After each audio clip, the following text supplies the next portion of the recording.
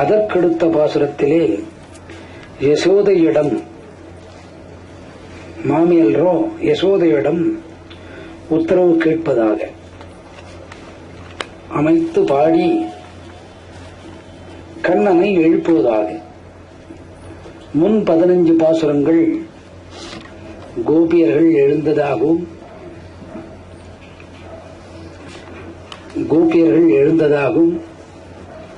ஆண்டாள் எழுந்ததாகவும் ஆண்டாள் ஒரு தெருவே சுற்றி வந்து பாசுரத்தை பாடி எழுப்பி மறு தெருவுக்கு போனதாகவும் தோழியில் ஒருவள் எழுந்து மற்றொருவரை எழுப்புவதாகவும் பாசுரத்தை அமைத்தனர். 16வது பாசுரம் முதல் இறைவன் இருக்கக்கூடிய இடத்திற்கு சென்றதாகவும் துவாரபாலகர்களை உத்தரவு கேட்டதாகவும் மேற்படி யசோதை இடத்தில் உத்தரவு கேட்டு கண்ணனை எழுப்புவதாகவும் அப்போதுதான் சரணாகதி தத்துவத்தை சொல்கிறாள். அடுத்து 21வது பாசுரத்திலே இறைவன் ஜோதிர்மயம் என்று சொல்லிவிட்டாள். ஏன் ஜோதிர்மயம் என்று சொல்கிறாள்? இறைவனின் உள்ளம் கருணையானது. எதுபோன்று கருணையானது? ஆதிசக்தியின் நிறைந்த கருணையை விட அதிகமானது. இந்த கருணையை இறைவனிடத்தில் நாம் பெற சாதாரணமாக 21 நாட்கள் போதுமானது. 84 லட்சம் முறை பிறக்க வேண்டிய அவசியமில்லை என்ற ஒரு மகத்துவமான ரகசியத்தை 21வது பாட்டிலே 21 நாட்கள் என்று குறிப்பிடுகிறாள்.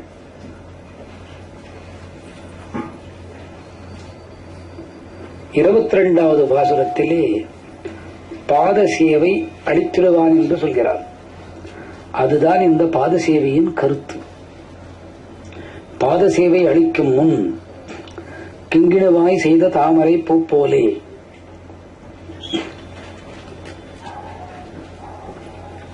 கிங்கிணிவாய்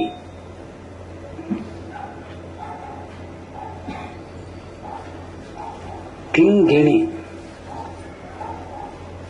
கிங்கிணி கிணி கிணி கிங்கிணி என்றால் ஓசையை சொல்வது உடன் வர வேண்டும். கிங்கிணி கிணி கிணி கிங்கிணி என்றால் ஓசை.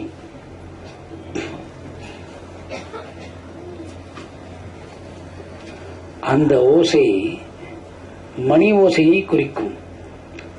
இறைவன் ஆலயத்து மணி ஓசைக்கு கிங்கிணி கிணி கிணி கிங்கிணி என்று சொல்லலாம். இங்கே பாசுரத்தில் உரைத்திருப்பது கிங்கிணி வாய் செய்த. ஆண்டாள் அற்புதமாக இந்த பாசுரத்தை பாடியிருக்கிறாள். மலர்ந்தும் மலராதே, மலர்ந்தும் மலராத தாமரைப்பூவை குறிக்கிறாள். கிங்கினி என்பது தாமரைப்பூ. கிங்கினி கிணிகினி என்பது ஆலயத்து மணி ஓசை. அது கேட்டால் இந்த சட்டி சுட்டுவிடும். உடம்பென்ற சட்டி சுட்டுவிடும், கைவிட்டு போகியும் விடும். இந்த கிங்கிணி வாய் என்பது தாமரை. மலர்ந்து மலராது, பாதி மலர்ந்து பாதி மலராது வாய் திறந்த தாமரையை ஒப்பிடுகிறாள். கிங்கிணி வாய். இது ஆன்மீகத்தோடு ஒப்பிட வேண்டும். மனம் பொன்மயமானாலும் ஜோதிட தரிசனத்தை கண்டுவிட்டாலும் சரணாகதி தத்துவத்தை உணர்ந்து விட்டாலும் மாயை விட்டு அகலாது. ஞானம் என்பது இந்த தாமரை பூ போலே அரைவாய்தான் திறந்திருக்கும். ஆகவே இங்கே ஆண்டாள் கிங்கினிவாய் செய்த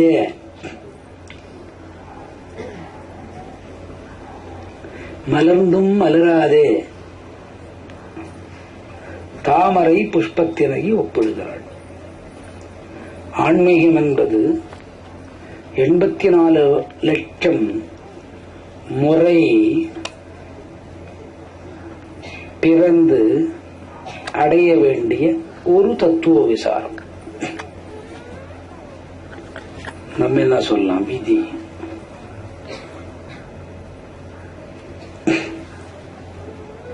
சார் நான் வரேன் சார், அரைத்தடும்.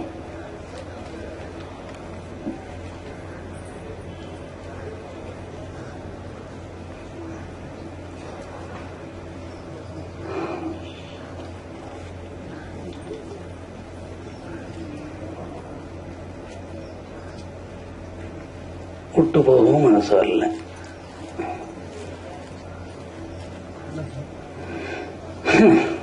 எண்பத்தி லட்சம் முறை பிறந்து அடைய வேண்டிய ஒரு தத்துவ விசாரத்தினை 21 நாட்களில் அடைந்து விடலாம் என்பதை ஆண்டாள் சொல்கிறாள்.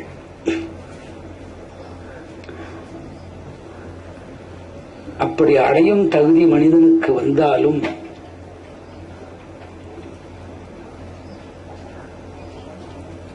சரணாகதி தத்துவம், ஜோதிட தரிசனம், கிருஷ்ணனையே பெண்ணாக பாவித்து அல்லது கிருஷ்ணனே ஆதிசக்தியாக உருவெடுத்து காட்சி கொடுத்து விட்டாலும் தாமரை பூ போலே, கிங்கினிவாய் செய்த தாமரை பூ போலே என்றாள். மலர்ந்து மலராத தாமரை பூ போல. இந்த மலர்ந்து மலராத தாமரை பூ மார்கழி மாதத்திலே யாருக்காக மலர்கிறது? பெண்ணொருத்திக்காக மலர்கிறது. அந்த பெண்ணொருத்தி யாராக இருக்கக்கூடும்? ஆண்டாள். அவளின் தகுதி என்ன? மகாலட்சுமி. மகாலட்சுமி தன்னுடைய மகாசக்தியை நீலாதேவி ரூபத்திலே நப்பின்மையாக அனுப்புகிறாள். அந்த மலர்கள் காத்துக்கொண்டு பாதி பூத்து மீதி வாய் மூடி இறைவனை தரிசிக்க ஆண்டாளின் திருக்கரத்தின் வழியாக போக முனைப்போடு தயாராக உள்ளது. இந்த தாமரை புஷ்பம்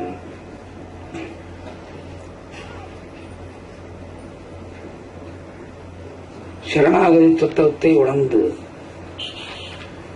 ஜோதிர் ரூபமாக இறைவனை தரிசித்து பின் கிருஷ்ணனை ஆதிசக்தி ரூபமாக தரிசித்த பின்னும் கூட மாயைக்கு மனம் இறங்கி வந்துவிடும். 21 நாட்களில் செய்ய வேண்டிய வேலையை 84 லட்சம் பிறவிகள் எடுத்து செய்வது போல் மீண்டும் அமையும். ஆகவே இங்கு பெண்ணொருத்தி பாடினாள், கிங்கினிவாய் செய்த தாமரை பூ போலே. மனம்தான் இதற்கு காரணம்.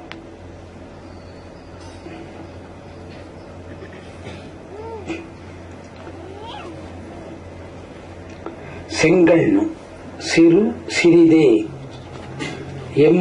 எம்மேல் விழியாவோ.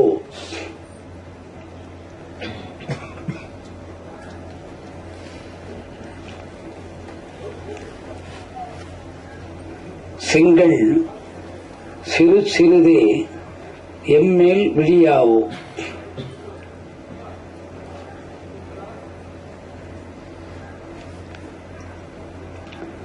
இந்த வரியை கேட்ட இறைவனின் கண்கள்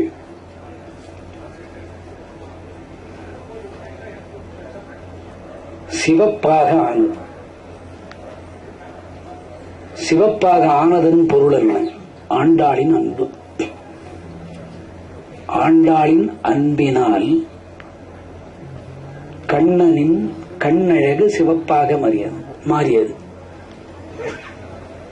கண்ணனின் கண்ணழகு சிவப்பாக மாறியது. கண்ணழகு சிங்காரியானாள். கண்ணன் என்னவாக மாறினான்?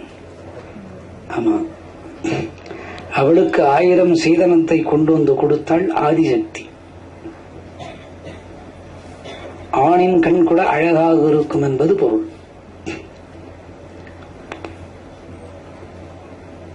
ஆனால் சராசரி மானிட உலகத்திலே பெண் ஒருத்தி பேசினால் கடவன் கண் சிவந்து போய் மூளை குதிப்பே வந்து கபாலம் விடுத்து உயிரே கூட போகும். உயிர் போன பின் மனைவி சொல்வார், நான் ஒன்றுமே பேசவில்லை. ஒன்றும் பேசாததுக்கே ஆண் உயிருக்கு ஆபத்து. இங்கே அற்புதத்தை வடித்திருக்கலால் செங்கண் சிறு சிறிதே. அந்த கண்கள் திறப்பதற்கு காரணம் என்ன?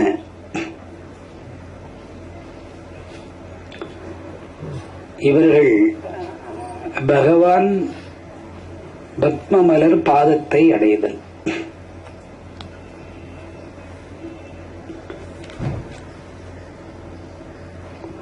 சகசிரார பந்தம் ஏற்பட்டு மாயை விலகி இறைவன் அருள் கேட்டல். யாருக்கு வேண்டுமானாலும் கிடைக்கும். அதுதான் யாருக்கு? தெய்வத்தை நிந்திக்க கூடியவன் கூட 22வது பாசுரத்தை பாடினால் அவன் கண் யார் மேல் விழும்? நிந்தித்தவனுக்கே கண் பார்வை கிடைக்கும். கண்ணிலே அழகூட்டியவள் யார்? ஆண்டாள். என் பையன் உன்னை திட்டுகிறான், நீ கோபிக்காதே, செங்கண் என்று ஒரு வரியை சேர்த்தாள். யார் கண் சிவந்து விட்டது? எம்பெருமான் கண் சிவந்து விட்டது. செங்கண். கோபத்திலே கண்ணிலே இருக்கக்கூடிய நரம்புகள் தூக்கப்பட்டு உடனே முழுவதுமாக சிவந்துவிடும். இது கோபத்தினால் வருவது. செங்கண் சிறிது சிறிது என்று சொல்கிறாள். செங்கண் சிறு சிறிதே. அதை பிரித்து படிக்கும் போது சிறிது சிறிது என்று பிரிக்க வேண்டும். இந்த கண் சிவப்பாக சிறிது சிறிதாக ஆகிறது. ஏனென்று கேட்டால், உன் பக்தன் உன்னை பழி சொல்லால் சொல்லி பாடினாலும்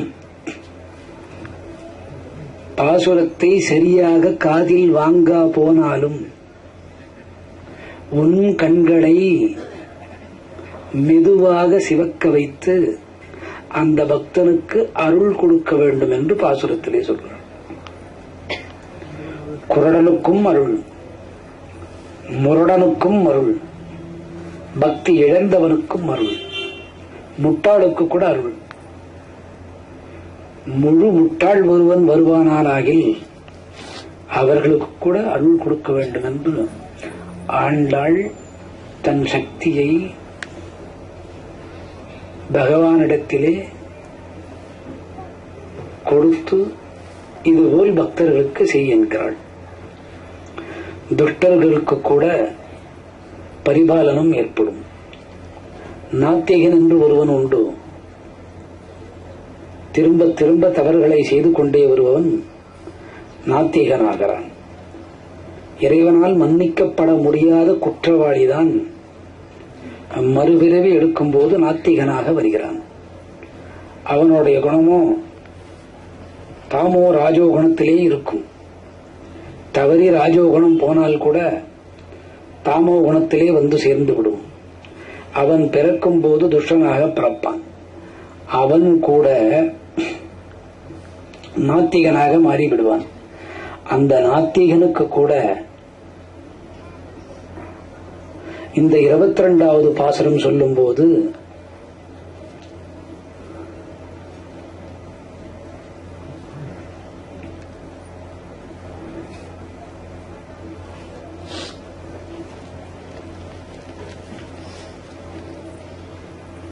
இறைவன் அருள் கிடைக்கும் என்பது பொருள். அந்த நாத்திகனுக்கே கூட இறைவன் அருள் கிடைக்கும் என்பது பொருள். இது போன்ற ஒரு தத்துவத்திலே இறைவனை எழுந்து அருள் புரியலாகாதோ என்று கேட்கிறார். செங்கண் சிறு சிறிதே எம்மேல் விழியாவோ, கொஞ்சம் கொஞ்சமாக எங்கள் பக்கம் உன் கண் விழிதனை திருப்பி அருள் கொடுப்பாயோ என்று ஆண்டாள் இறைஞ்சுகிறாள். இதற்கு ஒரு தத்துவ விசாரம் உண்டு. முன் பாசுரத்திலே பள்ளி அறையில் இருந்த நீலாதேவியான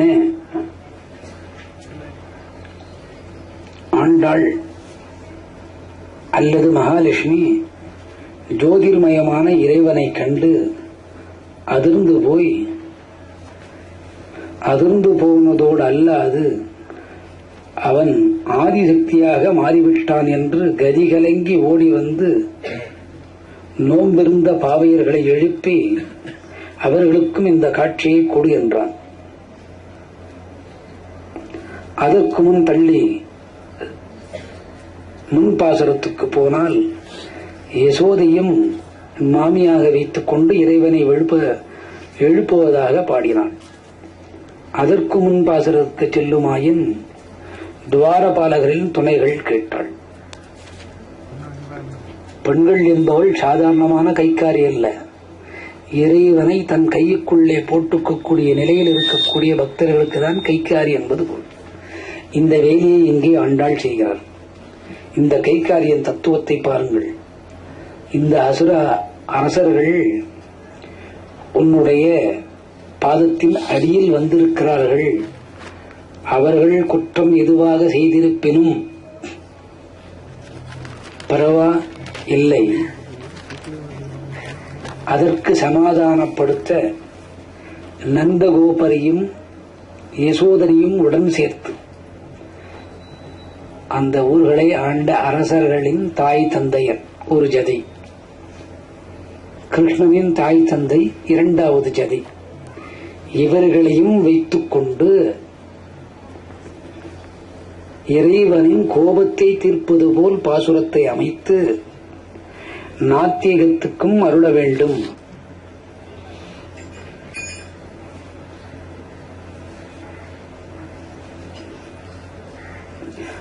மக்களின் மமத்காரம் மறைய வேண்டும் என்று இந்த பாசுரத்திலே பாடுகிறாள். செங்கண் சிறுச்சிறுதே என்மேல் விழியாவோ என்றாள்.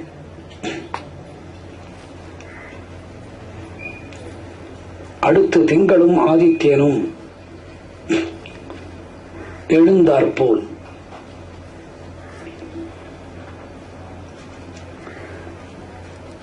வரியை கவனிக்க வேண்டும்.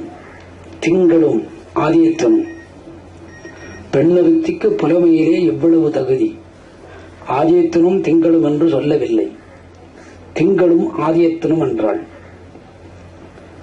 திங்கள் என்பது சந்திரன். இரவிலே யார் வருவார்?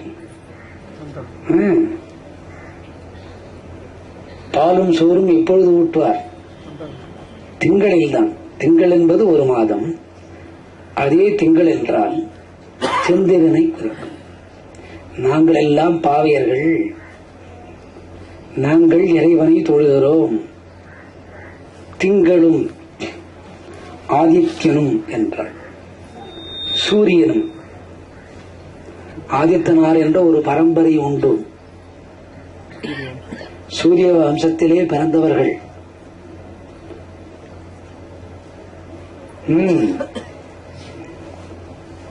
கன்னியாகுமரி, திருச்செந்தூர், திங்களும் ஆதித்யனும் எழுந்தார் போல்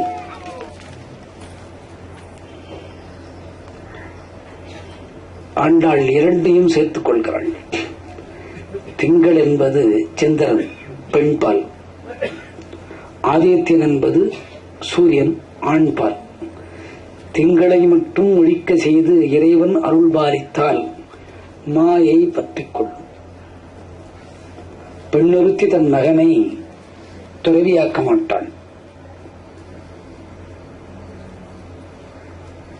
அவன் வாழ வேண்டுமா? யார்? ஒரு பிள்ளை பெற்றெடுத்த மாதரசியும் சரி, 16 பிள்ளை பெற்றெடுத்த மாதரசியாக இருந்தாலும் அவர்கள் பிள்ளை சன்னியாசியாக போகக்கூடாது. தமிழ்நாட்டின் பக்தி. எவனோ ஒருவன் சன்னியாசியாக ஆகி நாடு விட்டு வீடு விட்டு தருதலையாகி 2:45 மணிக்கு எழுந்து பூஜை புனஸ்காரம் போய் அவன் செய்யலாம். இவர்கள் பிள்ளை குடும்பஸ்தனாக ஆக வேண்டும் என்பார். என்ன கருணை! நாராயணன் கூப்பிடுறாரு.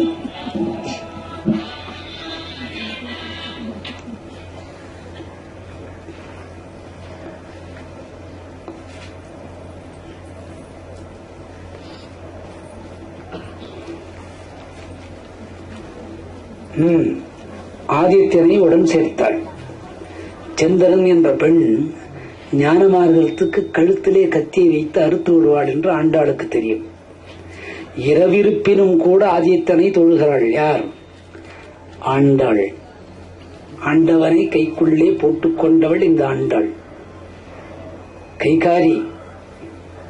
என் பிள்ளைகள் எல்லாம் ஞான மார்க்கத்தை விட்டு மாயைக்குள் புகுவார். ஒரு கால் சந்தனால் அந்த சக்தி வருமானால் அதை விடுத்து ஆதியத்தினம் வந்தால் அந்த நிலை மாறி ஞானம் வரும் என்கிறாள். அதுதான் திங்களும் ஆதியத்தினும். உன் 2 கண்களையும் திறந்து, ஒரு கண் சந்திரன், வலக்கண் சூரியன். அருள் பார்வை தன் பக்தர்களுக்கு 2 கண்களாலும் தேவை என்பதை ஆண்டாள் இந்த பாசுரத்திலே பாய்ந்திருக்கிறார். காரணம் என்ன என்பதாலும் பெண்தானே ஆண்டாள் கூட பேதமை உண்டு. பகவத்கீதையிலே 700 சுலகத்திலே பெண்ணை பேதமை என்றே சொன்னான். இங்கே ஆண்டாளுக்கு 21வது பாசுரத்திலே பேதமை விலகிவிட்டது. கண்ணனை பார்க்கும்போது கடைசியாக ஜோதியில் இருந்த கண்ணனை ஆதி சுரூபமாக பார்க்கிறாள். என்ன சுரூபமாக பார்க்கிறாள்? ஆதி சுரூபமாக பார்த்த பின் தான் ஆண்டாள் கூட தன் பிள்ளைகளுக்கு மாயை விலகி ஞானம் வேண்டும் என்று இந்த பாசுரத்திலே ஒரே வரியில் திங்களும் ஆதியத்தினும் எழுந்தார் போல். எழுந்தார் போல் என்பது திங்கள் மறையும் பொழுது ஆதித்தன் உதிருவான், உதயமாவான். வேகமாக ஞானத்தை வளர்த்து விட்டால் பிள்ளைகள் தாங்காது. நிதானமாக உன் 2 கண்களையும் ஏக காலத்திலே திறந்து ஆன்மீக சக்திதனை கொடு என்கிறாள். இது யாரால் முடியும்? கிருஷ்ணனை யார் ஆதி சக்தியாக தரிசித்தாளோ அவளால் மட்டும்தான் முடியும். அதுதான் மலர்ந்து மலராதே பாசமலர் கதைதான். யாருக்கு யார் பாசமலர்? கண்ணனின் ஆதிசக்தி தான் பாசமலர். வேகமாக கண்களை திறக்காது, நிதானமாக கண்ணை திறந்து பக்தர்களுக்கு அருள் காட்ட வேண்டும் என்றாள். இந்த புத்தி பேதமை நிறைந்த ஆண்டாளுக்கு வந்திருக்காது, வாய்ப்பு கூட இல்லை. பெண் என்றால் பேதமை உடையவள் தான். ஆனால் அந்த பெண் கண்ணனை எது போன்று சூழ்ந்திருக்கிறாள்? ஆதிசக்தியின் ரூபமாக சூழ்ந்திருக்கிறாள். கண்ணனின் அரசுடைமை அரசாட்சி யாருக்கு கீழ் இருந்திருக்கிறது? 8 மனைவிக்கு கீழ் அல்ல, ஆதிசக்தியின் கீழ். அதனால் தான் பகவத்கீதை 700 ஸ்லோகத்தை கொண்டு வெற்றி நடை இன்று வரை போடுகிறது. ஆகையாலே இந்த நிலையிலே திங்களும் ஆதியத்தினும் எழுந்தார் போல்.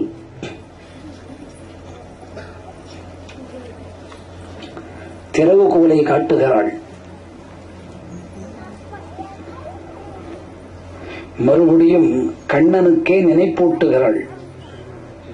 அங்கண் இரண்டும் கொண்டெங்கள் மேல், இரண்டு கண்களை திறக்க வேண்டும். ஒன்று திங்கள், மற்றும் ஒன்று ஆதியத்தம். அது வேகமாக திறக்கப்படாது. இதை நான் எங்கு கண்டு கொண்டேன்? ஆதிசக்தியின் ரூபத்தில் இருக்கக்கூடிய கண்ணனை பார்த்து தெரிந்து கொண்ட பின் வந்த அறிவுரை. அங்கண் இரண்டு கொண்டெங்கள் மேல் நோக்குதியேல்.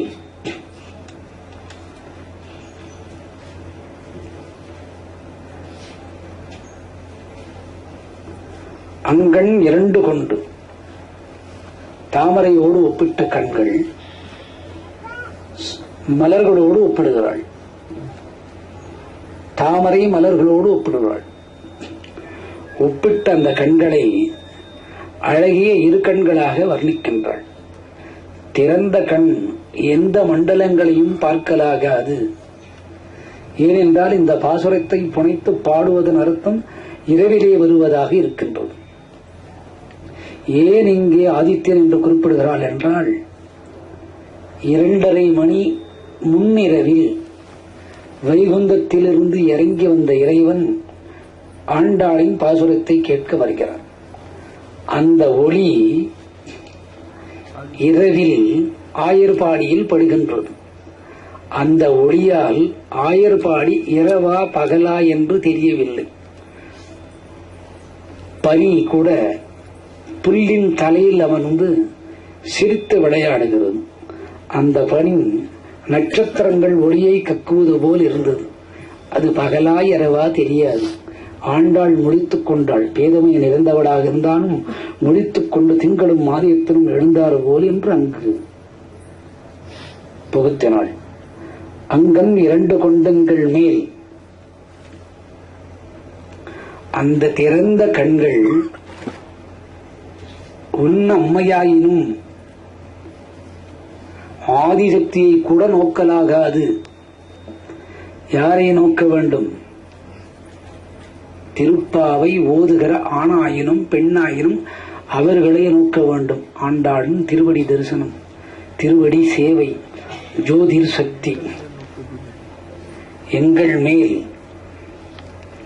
அங்கண் இரண்டு கொண்டு எங்கள் மேல் நோக்குதியே. அந்த பார்வையினாலே கடாட்சம் என்கிற சக்தி எங்களுக்கு வர வேண்டும். உன் தாய்க்கு கூட அல்ல, அதாவது என் மாமியாருக்கு கூட அல்ல. உன் உடலிலே ஆதிசக்தி இருப்பதை நான் கண்டு கொண்டேன். அப்பொழுதுதான் தெரிந்தது தாய்க்கும் மேலானவன் என்று. ஆகையிலே நான் உன்னை கணவனாக மட்டுமல்லாது தொழக்கூடிய தெய்வமாகவும் எடுத்துக்கொள்கிறேன்.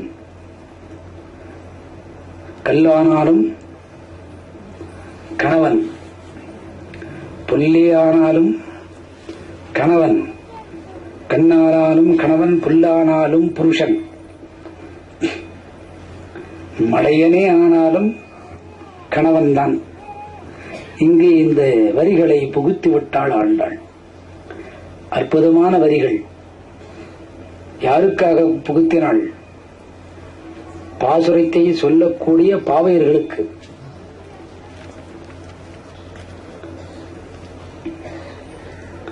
எங்கள் மேல் சாபம் இழிந்தேலோர் அம்பாவாய்.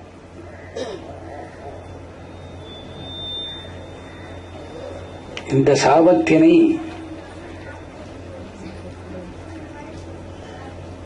நீக்கிவிடுமாறு வேண்டுகிறார். யார் சாபத்தை? பக்தனின் சாபத்தை பகவான் வழியாக நீக்க வேண்டும் என்று உரைக்கிறார். எவ்வளவு அற்புதமான பாசுரம்!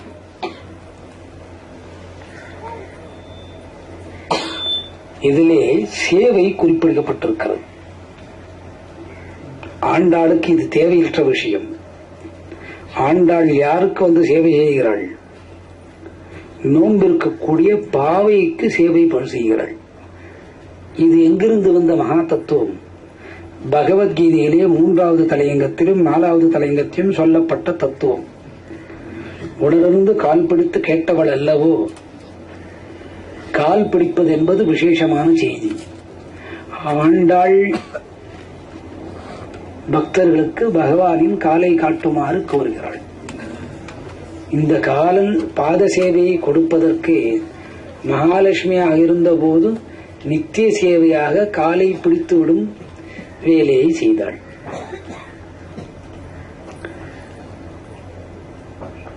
அது என்ன தத்துவம் தெரியுமா? திங்களும் ஆதித்யமும் கூட உன் திருவடிக்கு அஞ்சலி செலுத்துகின்றது. எங்கஞ்சலி? திருவடிஞ்சலி என்பது பெயர். இந்த திருவடி அஞ்சலியை யாருக்கு காட்ட வேண்டும் என்று உரைக்கிறாள்? பக்தனுக்கு. இதுதான் சேவை. இந்த சேவை வரும் முன் கர்மானுஷ்டம் வேண்டும். அந்த கர்மானுஷ்டம் தான் 15 நாட்கள் அதிகாலை எழுந்தது.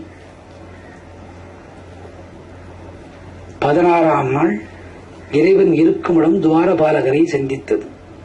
17, 18, 19 பாசரங்களில் அந்த பாலகரின் உத்தரவை வாங்கினது. மறுபாசரத்திலே யசோதையை உடன் அழைத்து செல்வது போல். அதற்கு மறுபாசரத்திலே இறைவனும் இறைவனும் தனிப்படுத்தப்படுவது போல். அதற்கு மறுபாசரத்திலே சரணாகதி தத்துவம்,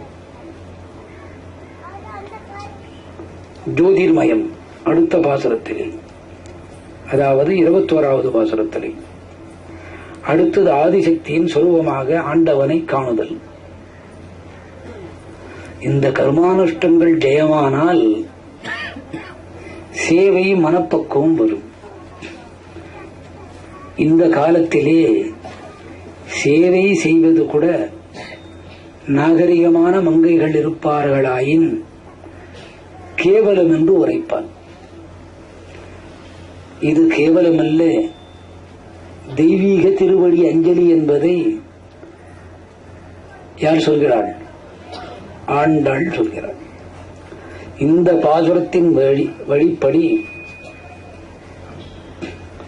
திருமணமாகாத பெண்கள் இருப்பார்களாயின் பெரியோர்களின் பாத திருவடியை தரிசித்தால் சாதாரணமாக திருமணம் நடக்கும். ஞாயிறு திங்கட்கிழமைகளில் செந்தாமரை வெண்தாமரையுடன் வெல்லத்தால் செய்த பட்சணத்தை இறைவனுக்கு நைவேத்தியம் செய்து சிறு குழந்தைகளுக்கு அளித்த பின் திருமணம் நடக்கும். திருமணம் சாதாரணமாக நடக்காது, இறைவனின் துணையோடு திருமணம் நடக்கும். அடுத்து கண்ணின் குருட்டுத்தன்மை. கண்ணிலே ஏற்படக்கூடிய காமாலை நோய்கள். கண்ணிலே ஏற்படக்கூடிய காமாலை நோய். அந்த காமாலை நோயின் வெளிப்பகுதி கண்ணில் மட்டும் தெரியும். அது நுரையீரல் இரைப்பைகளில் வாசம் செய்யும். அதுபோன்ற நுரையீரல்,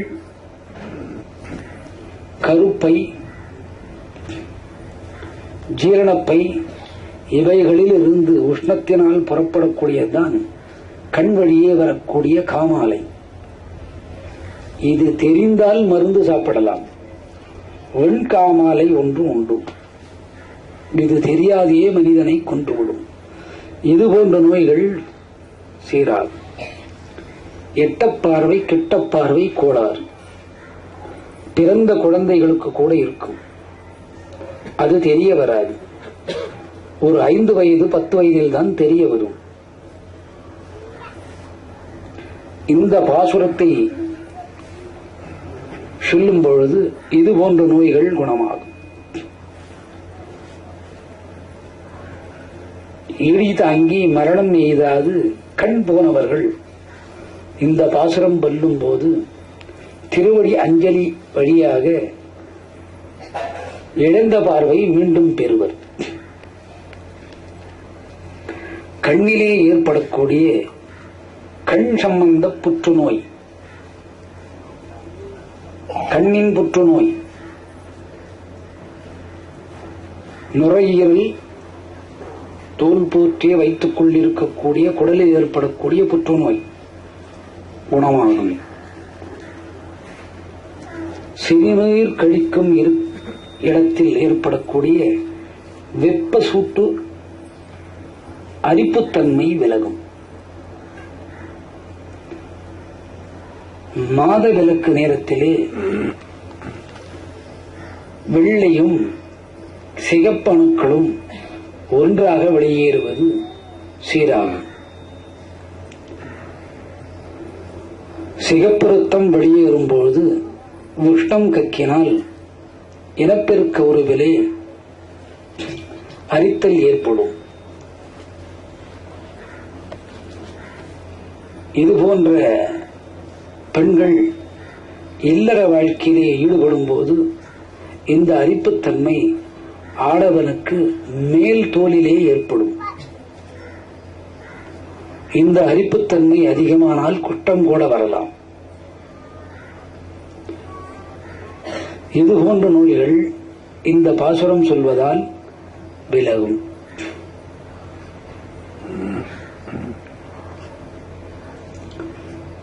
சரி, குருட்டுத்தன்மையாக இருக்கக்கூடிய ஒரு நபருக்கு மாற்றுக்கண் யார் மூலியமாக கிடைக்கிற போது அந்த அறுவை சிகிச்சையில் பலன் ஏற்பட்டு கண் ஒளி கிடைக்கும்.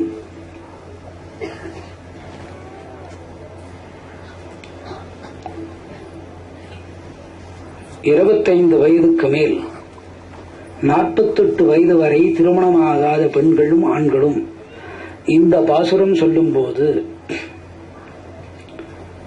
கண்ணனோடும் நப்பின்னையோடும் நீலாதேவியோடும் மகாலட்சுமியோடும் விஷ்ணுவோடும் ஆதிசக்தியோடும் உள்ள அனுகிரகத்தை வாங்கி இலகுவாக திருமணம் நடக்கும். எத்தனை எத்தனை இன்பங்கள் 22வது பாசுரத்திலே. வழக்கு, சொத்து வழக்கு, விரோதத்தன்மை, நம்மிடமுள்ள சொத்து அபகரிக்கப்பட்டு அரசாணைப்படி அவர்களுக்கே சொந்தமாயினும் அந்த பொருள்கள் மீண்டும் வந்து சேரும். நம்முன் ஆழமுள்ள அரக்குத்தன்மையான நபர்கள் வரும்போது அவர்களுடைய குணம் மாற்றப்பட்டு நமக்கு தோழர்களாக மாறுவார். எத்தனை எத்தனை இன்பம் பாரும்.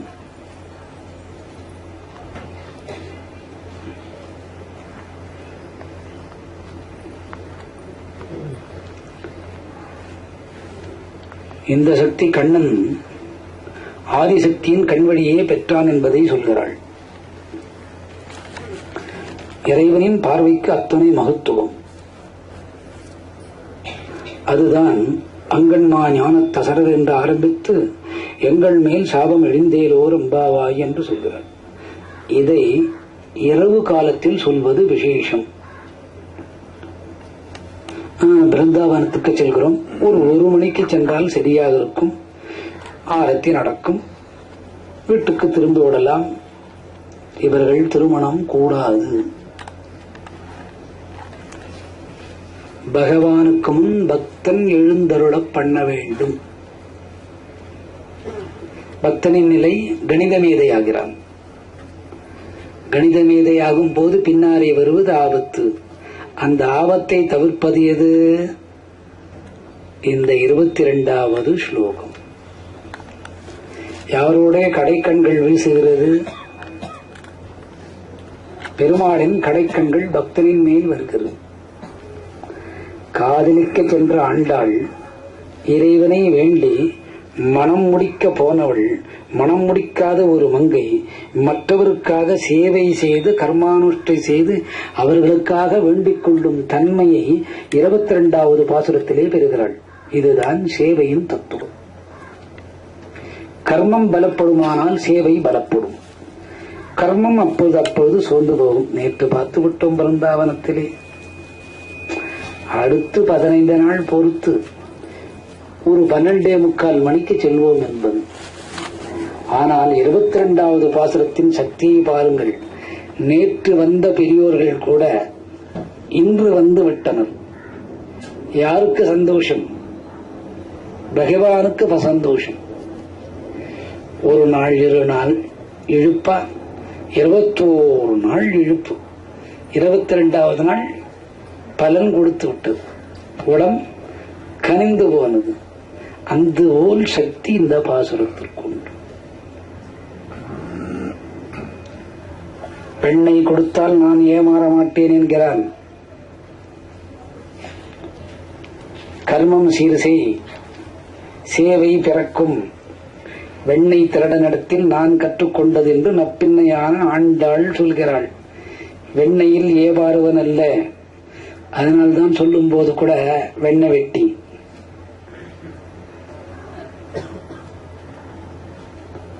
வெண்ணையில் ஏமாறுபவன் யாரல்ல? இறைவர் அல்ல. அந்த வெண்ணையின் வழியே உன்னை சேவைக்கு ஈடுபடுத்துகிறான். சேவைக்கு ஈடுபடுத்தும் முன் கர்மா சீராகும். கர்மா சீராகும் பின் சேவை வரும். தத்துவார்த்தம் அவ்வளவுதான். முடிவு உரை திருவடி அஞ்சலி. எதுகளால் செலுத்துவது? பீஷ்மர் தன் கண்ணீரால் இறைவனின் பாதங்களை கழுவிவிட்டான். 10வது நாள் சூத்திரம் இதுதான். அதனால்தான் அவனால் விஷ்ணு சகஸ்ரநாமம் சொல்ல முடிந்தது. இறைவன் எச்சிலென்று நினைத்திருந்தால் பீஷ்மர் தொண்டையை குழிக்குள் இருக்கக்கூடிய உள்நாக்கிலே நின்றிருக்க மாட்டான். யார் எச்சிலை யார் சாப்பிடுவது? பீஷ்மரின் எச்சிலையால் வந்துதான் விஷ்ணு சகஸ்ரநாமம். இன்று உலகம் மற்றும் அது பறைசாற்றுகிறது. இதுபோன்ற திருவடி அஞ்சலிகளை அளிப்பது இந்த 22ஆம் நாள் பாசுரம். அடுத்த நாள் 23வது பாசுரத்துக்கு செல்வோம்.